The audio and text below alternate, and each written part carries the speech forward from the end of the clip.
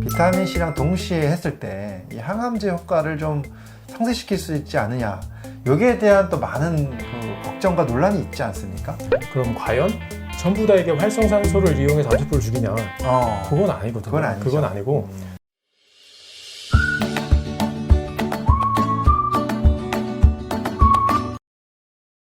안녕하세요. 전문가들의 올바른 제안, 닥터 제안의 이동환 곽상조입니다. 반갑습니다. 네, 우리 곽상현 선생님 오늘 두 번째 모셨고요. 의사 한의사 복수면허자이시면서 우리 닥터 제안의 AI 곽상현 선생님 반갑고요. 지난번 이제 비타민 C가 항암 효과에 대한 이야기 좀 해주셨잖아요. 네. 오늘은 이제 거기에 이어서 많은 분들이 궁금해하시는 거예요. 이제 항암 치료를 받으시는 분들이 비타민 C랑 동시에 했을 때 이 항암제 효과를 좀 상쇄시킬 수 있지 않느냐, 여기에 대한 또 많은 걱정과 논란이 있지 않습니까? 네, 맞습니다. 예, 그 얘기를 좀 해주시면 오늘 도움이 될 것 같아요. 네네. 사실 이 부분도 뭐 딱 잘라서 하나로 이제 그 결론을 내리기는 좀 어렵지만 네. 좀 생각할 지점들이 좀 있어서 말씀을 좀 드리도록 하겠습니다. 네. 보통 이제 비타민 C가 일반적으로 생각하면은 이게 항산화제로 많이 얘기하고 있기 때문에 그렇죠. 이런 항산화제를 만약에 복용을 하거나 투여를 하게 되면 보통 항암제들은 활성산소를 이용해서 암세포를 죽인다고 많이 알려져 있는데 그러면 오히려 항암제를 방해하는 거 아닌가? 그렇죠. 그러니까 당연히 이렇게 논리적으로, 논리적 구조로 생각을 할 수가 있어요. 근데 여기는 좀 몇 가지 생각해 볼 점이 있는데요. 그러니까 첫 번째는 뭐냐면 이게 우리가 지금 현재 많이 사용되고 있는 항암제가 그럼 과연 전부 다 이게 활성산소를 이용해서 암세포를 죽이냐? 그건 아니거든요. 그건 아니고 그러니까 지금 현재까지 보면은 2014년까지 미국 FDA에 허가된 항암제들이 한 150여 종이 알려져 있습니다.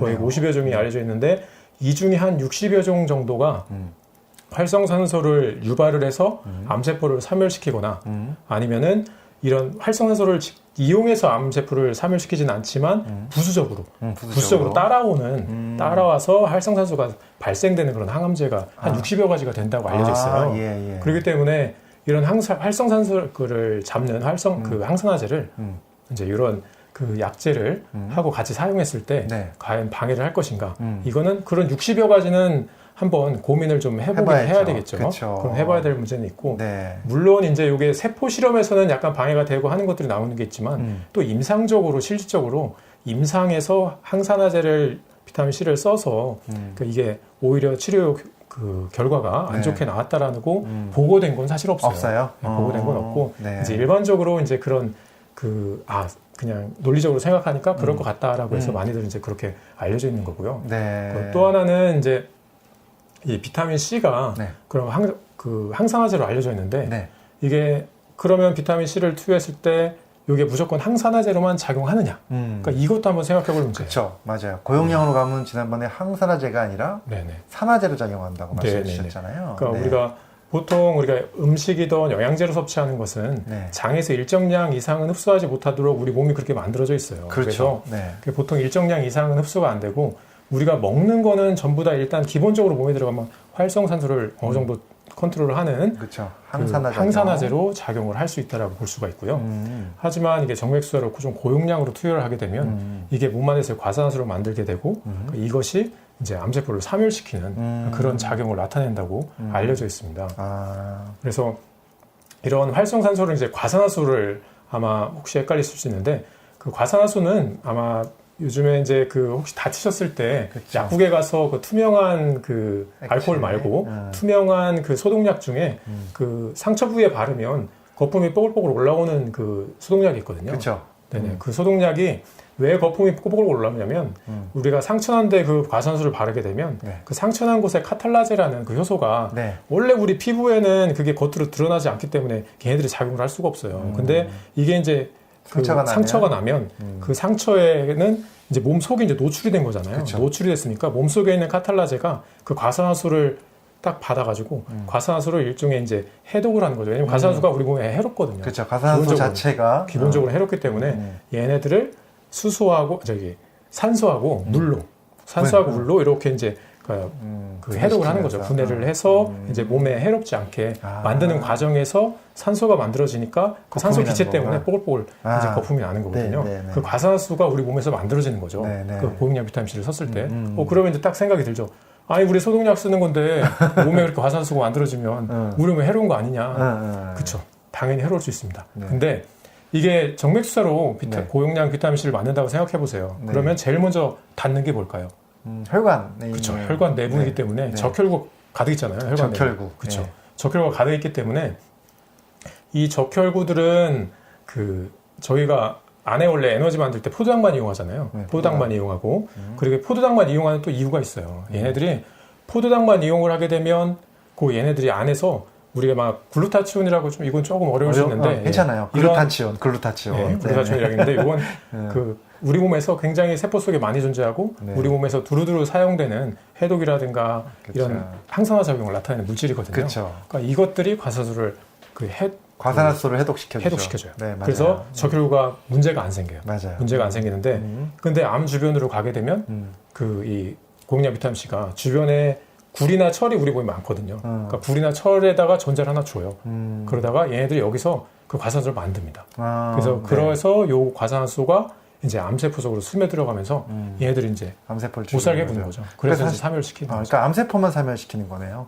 그러니까 상대적으로, 그러니까 보통 일반 항암제들은 이게 사실 이름은 항암제인데 이게 우리 몸에서 빨리 분열 증식하는 모든 세포에다 다 그 영향을 줘요. 그렇기 때문에 그런 게 아니라 그러니까 우리 몸에서 일어나는 모든 빨리 분열 증식하는 모든 세포에 네네. 영향을 주는데 그래서 그렇기 때문에 이제 이런 일반 항암제들은 쓰면은 여러 가지 불편한 증상들, 힘든 증상들이 이제 나타나시는데 이제 이런 고용량 비타민 C법은 이게 살펴보니까 이게 정상적인 세포들은 그러니까 상대적으로 자기를 방어할 수 있는 그런 능력을 갖고 있고 근데 이제 암 세포들은 상대적으로 그 카탈라제의 활성도가 절반 정도로 좀 떨어져 있는 걸로 알려져 있어요. 그렇기 때문에 얘네들은 선택적으로 이제 조금 더 독성을 작용을 나타내서 그러니까 상대적으로 정상 세포는 보호하면서 암세포만 그걸 사멸시키는 아주 네. 독특한 이런 반응을 나타낸다라는 사실들이 네. 지금 알려져 있습니다. 네네. 그럼 이제 사실 그렇게 얘기 들어보면은 그러니까 항암제 효과를 뭐 상쇄시킨다 이게 보기는 좀 어렵다고 볼 수 있는 건데요, 그렇죠? 네. 지금까지 알려져 있는 것으로는 그러니까 현재는 직접적으로 그 효과를 방해한다라고 보기는 조금 어려운 건 있고요. 예, 그래서 좀 이따가 또 살펴보겠지만, 네네. 그런데 이제 2008년도에 출판된 논문 중에 보면은 비타민C가 항암제 효과를 방해한다는 내용이 실렸단 말이죠, 한번. 그 논문이. 그래서 그 논문 때문에 또 많은 분들이 고민을 했어요. 네네. 네. 그러니까 사실 어떻게 그게 생각하세요? 네. 저도 이제 환자분들을 계속 보고 있기 때문에, 네. 그러니까 이게 이제 뉴스화되고 아니면 암 한우 카페들이라든가 이렇게 좀 열심히 공부하시잖아요. 암 환자분들 대부분 다 네네네. 열심히 공부하시기 때문에 굉장히 많이 하시거든요. 많이 아시기 때문에 이런 내용들도 굉장히 자세하게 잘 아세요. 그래서 이거 와서 물어보십니다. 이런 논문도 있어요. 이거 그쵸? 보셨어요? 이제 그러면 이제 이거 모르겠으면 난감하죠. 물론 이제 그때는 이제 제가 이제 미리 알고 있었기 때문에 설명을 네. 드립니다. 네. 이제 이 논문 같은 경우에는 좀 이게 사실 어려울 수는 있어요. 왜냐면 비타민 C라는 게 그러니까 활성산소를 잡아주는 항산화제잖아요. 네. 이제 항산화제라는 거는 사실 조금 어렵지만 그 주변에 불안정한 그런 물질들한테 네. 그 전자를 이렇게 줘가지고 얘를 안정시켜줘. 그쵸. 예, 더덕거려서 안정시켜주고. 네. 그렇지만 비타민 C는 상당히 구조적으로 안정되어 있기 때문에 얘네들은 전자를 2개 줘도 얘네들은 상대적으로 안정적이에요. 몇 분 동안. 네. 그동안 얘네들을 안정시켜놓고 자기들이 이제 그 몇 분의 시간을 갖고 주변에서 이제 전자를 다시 받아가지고 다시 또 안정되는. 그쵸. 그래서 우리 몸을 조금 이제 말하자면 막 이게 없으면 우리 몸이 다 불났을 거예요. 다 온 사방이 막 불이 날 텐데 조금 조절하는 항산화제로서 작용을 하죠. 네. 근데 그 비타민 C가 전자를 2개를 주게 되면 이제 모양이 아마 예전에 광고에도 나왔을 텐데 비타민 C 외에 우리 사람 몸에서는 네. 만드는 효소가 예전에 없어져가지고 못 만들잖아요. 네, 비타민 C가 안 생겨서. 만들어지죠. 네, 몸에서. 그렇기 때문에 네, 네. 그래서 포도당, 네. 포도당에서 사실 이게 몇 단계 거치면 이 비타민 C가 만들어지거든요. 네. 그래서 이 비타민 C가 그러니까 전자를 이제 2개를 주게 되면 네. 이 구조가 포도당하고 굉장히 똑같아져요. 그래서 우리 세포들은 항상 그 에너지원으로 포도당을 필요로 하기 때문에 이 포도당 들어가는 통로로 얘가 몰래 들어가는 거죠. 슬쩍. 네. 그렇기 때문에 이 연구한 사람들이 이렇게 생각을 한 거죠. 세포 속에다 그 비타민 C를 왕창 넣고 싶어요. 근데 비타민 C는 그 세포로 안으로 들어갈 때 통로가 2개가 있어요. 자기 전용문이 있고 네. 그리고 이제 포도당 통하는 문이 있어요. 있고. 네. 근데 자기 전용문은 완전 개구멍이에요. 되게 쬐금해요. 쬐금해. 예. 쬐금한데 이 비타민 그 포도당은 워낙 세포에서 많이 필요하기 때문에 문이 엄청 큰 대문이에요. 그래 그러니까 들어가는구나. 이게 그쵸. 그러니까 연구자들이 우리 저 조그만 문으로 자꾸 집어넣으려니까 세포 속에다 많이 못 넣겠는 거예요. 그러니까 그러면은 그래 이거 산화시키는 비타민 C를 쓰면 대문으로 들어가니까 왕창 집어넣을 수 있겠다. 그래서 이제 그 산화 비타민 C를 이용해 가지고 실험을 한 거예요. 그랬더니 세포 내 농도가 확 올라간 거죠. 근데 이게 문제가 있어요. 이게 뭐가 문제가 있냐면 이분들은 이제 그게 궁금해서 이제 한 건데 네네네. 실질적으로 우리는 산화 비타민 C를 쓰진 않습니다. 그렇죠. 산화 비타민 C 쓰지 않죠. 네네. 왜냐하면 생리적으로 정상적으로 우리 몸 속에는 대부분 환원형 비타민 C가 99%, 98%고요. 산화 비타민의 반대 환원형 비타민 C가 대부분이라는 거죠. 환원형이 대부분이고 이제 그 사실은 여기서 이 실험에서 쓰인 이 산화형 비타민 C라는 것은 사실 1, 2%밖에 안 되거든요. 그렇죠. 그러니까 사실 그걸 가지고 실험했다라는 것 자체가 조금 문제가 있는 실험인 것 같아요. 실험 자체는 문제가 아닌데 문제는 이 결과를 또 이게 환원형 비타민 C도 그러면은 이렇게 왕창 쓰면 안 되겠네 이런 식으로 해석을 하는 게 문제죠. 그렇죠. 그러니까 이걸 제대로 해석하자면 이 논문은 산화형 비타민 C를 이렇게 왕창 투여했을 때는 이런 항암제는 방해할 수 있으니까 지금도 안 쓰고 있지만 앞으로도 쓰지 마세요. 이게 맞습니다. 네. 이렇게 하는 게 맞는데 그냥 보통 신문 같은 데 보면은 밝혀졌다. 이제부터 비타민 C 드시지 마세요. 이렇게 하니까 그게 문제가 있는 거죠. 정확하게 얘기해 주셨네. 그러니까 이제 이 논문 자체가 우리가 일반적으로 쓰는 환원형 비타민 C를 써서 만든 논문이 아니네요. 그렇죠. 그러니까 산화형 비타민을 쓴 거네요. 네네. 사실 우리는 그런 산화형 비타민은 몸속에 많지 않는데 그래서 이 논문이 나온 거구나. 네. 그러면 이제 뭐 명확해진 것 같아요. 네, 조금 뭐 너무 걱정 안 하셔도 된다.